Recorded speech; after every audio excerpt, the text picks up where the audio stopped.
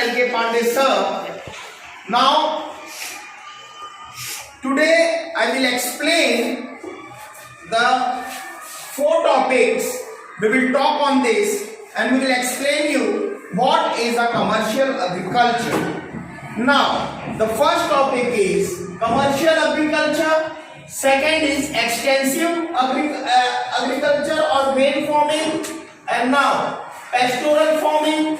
And now, the dairy farming. There are the 4 types of commercial agriculture. The main base point is commercial agriculture. Now, the unlike intensive, हम जिसकी बात करेंगे, the subsistences of agriculture is a commercial agriculture. Pesticides practices involve the cultivations of the single crop over the large, huge for the covering of thousands of acres.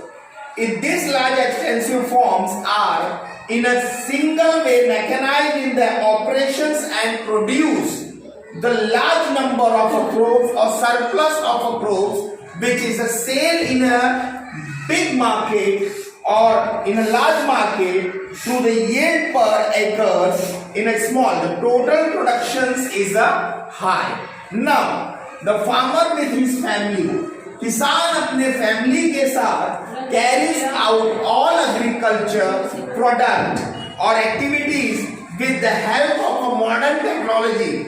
हमारे पास modern technologies हैं, जितने भी फसल अब कट रही है combine harvesting system से कटती है और उसको कट कर the main purpose of growing crops are extensively for a sale, जिसको हमें बेचना है.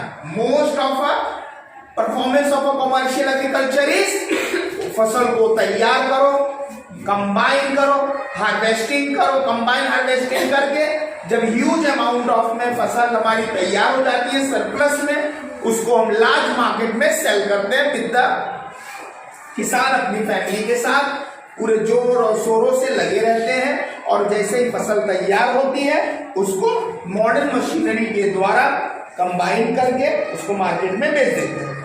Which is why the farmers are very wealthy and enjoy the high level of prosperity.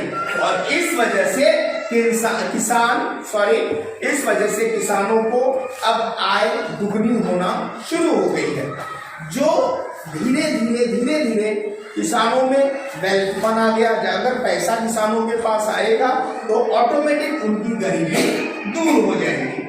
इसलिए total technologies government has provided the best technologies for the farming, and now the combined harvesting is the main technologies for the farming.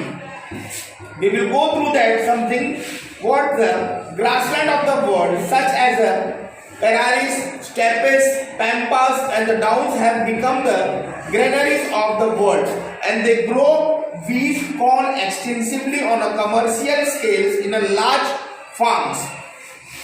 अब अगर हम south Africa या America, northern America और south America की बात हम करते हैं, जहां सबसे ज्यादा हमने देखा था, हमने बीच में इस चैप्टर को हमने वो किया था, रिप्लाई किया था पैरारीज, खुला घास का मैदान, और इतने लंबे एकड़ में है, कम से कम वो 2000 एकड़ में फैला हुआ है और भी ज्यादा है. और स्टेपेस, ये सभी जगह pampas, downs have become the granaries of the field. Now the worlds they grow, और फिर धीरे धीरे वो सारी घास को खत्म किया गया और उसको प्लेन लैंड को कल्टीवेशन में यूज किया गया. और वहां सबसे ज्यादा पैदा क्या होता है? गेहूं एंड कॉर्न. कॉर्न मतलब मक्का, मकई. गेहूं मतलब वीट, जिसको एक्सटेंसिव कमर्शियल प्रोसेस में डालने के बाद इन द लार्ज फार्म वो लोग पैदा करते हैं और फिर उसके बाद उसको सप्लाई करते हैं. It's go for the international market also. Now extensive grain farming. What is extensive grain farming? What is extensive grain farming? We will go through the topic of extensive grain farming.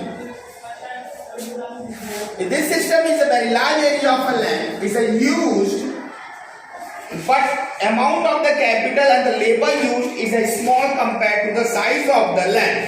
अब अगर हम size of the land की comparison करते हैं तो हमारा labour खर्चा उसमें कम आता है, खर्चा हमारा कम आता है और गेन ज्यादा होता है.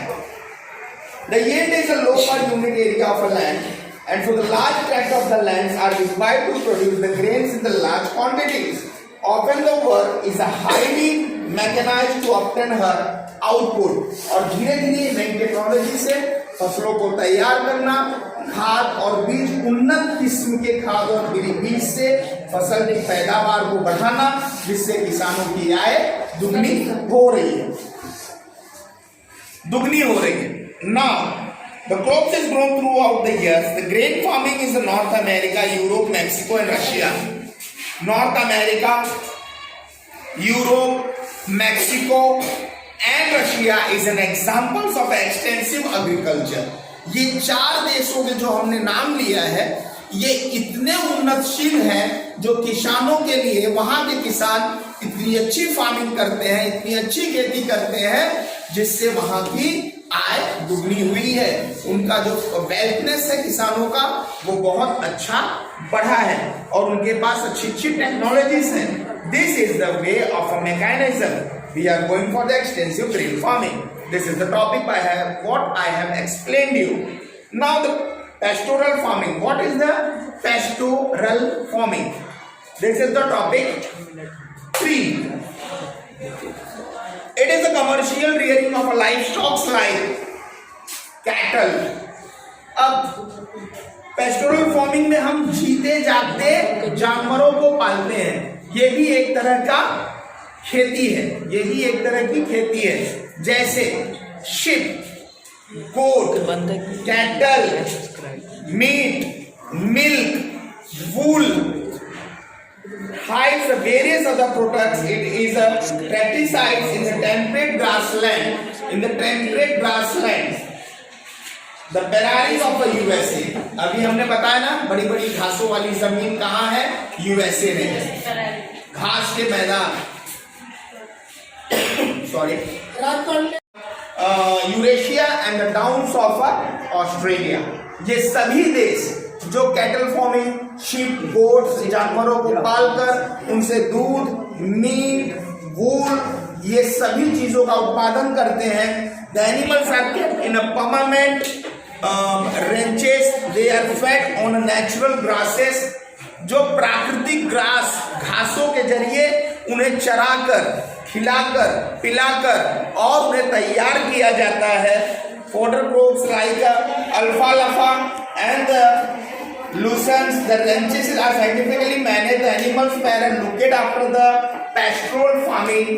दिस इज, इस तरह से जानवरों को रख रखाव करके नेचुरल तरीके से नेचुरल ग्रास खिलाकर उनसे तैयार किया गया सामान जो हम लेते हैं, जैसे वूल हुआ, मीट हुआ, दूध हुआ.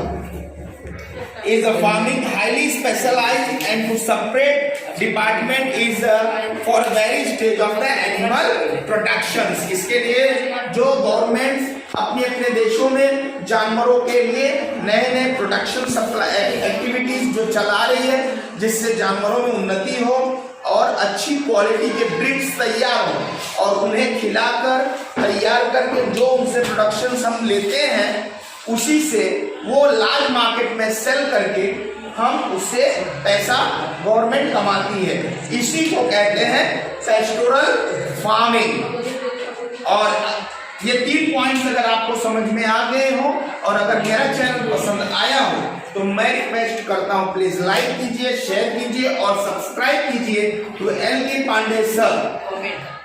एंड कमेंट भी कीजिए अगर कोई गलती है, कोई प्रॉब्लम तो अगर आपको ना समझ में आए तो प्लीज कमेंट करके मुझे रिप्लाई कीजिए ताकि मैं उसको सुधार सकूं और आपके साथ हमेशा इस चैनल पे बना रहूं. तब तक के लिए धन्यवाद. Thank you.